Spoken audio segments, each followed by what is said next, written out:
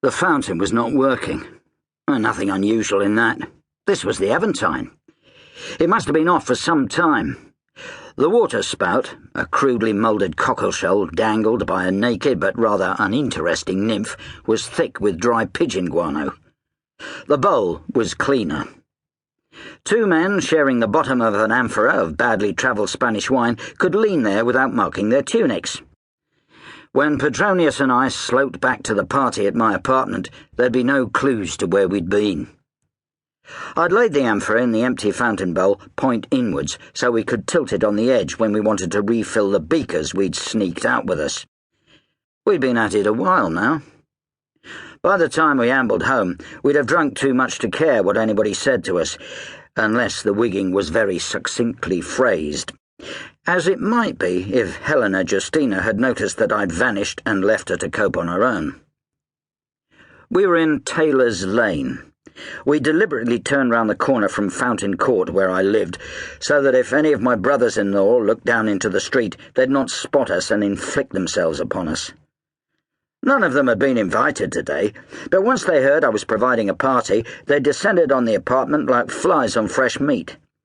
Even Lollius, the water boatman, who never turned up for anything, had shown his ugly face. As well as being a discreet distance from home, the fountain in Taylor's Lane was a good place to lean for a heart-to-heart.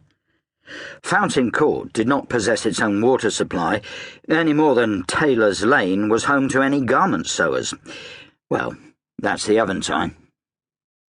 One or two passers-by, seeing us in the wrong street with our heads together, assumed we were conferring about work. They gave us looks that could have been reserved for a pair of squashed rats on the high road. We were both well-known characters in the 13th District. Few people approved of either of us. Sometimes we did work together, though the pact between the public and private sector was uneasy. I was an informer and imperial agent, just back from a trip to Baetica, Spain, for which I'd been paid less than originally contracted, although I'd made up the deficit with an artistic expenses claim.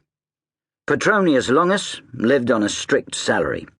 He was the inquiry chief of the local cohort of vigiles. Well, he was, normally. He just stunned me by revealing he'd been suspended from his job.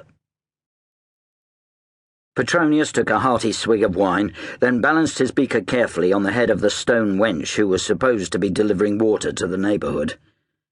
Petro had long arms, and she was a small nymph, as well as one with an empty cockleshell. To keep listening to this audiobook, I've left you a link in the description so you can do it, at no cost thanks to Audible's 30-day free trial.